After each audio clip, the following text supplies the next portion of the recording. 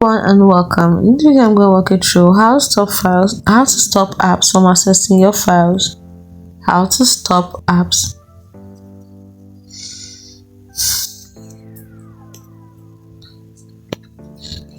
Hello everyone and welcome. In this video, I'm going to walk you through how to stop apps from accessing your files on Android or Samsung phone.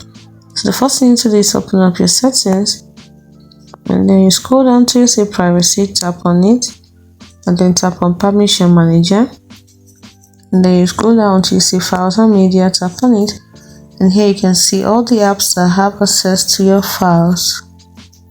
You can access your photos, media, and files on your device. So you disable the ones you do not want. For example, say I do not want my files to have access, tap on do not allow.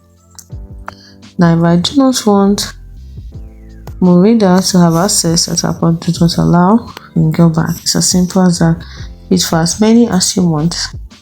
So that's it. Hope you found this video helpful. Do not forget to like and subscribe to the channel for more. Thanks for watching.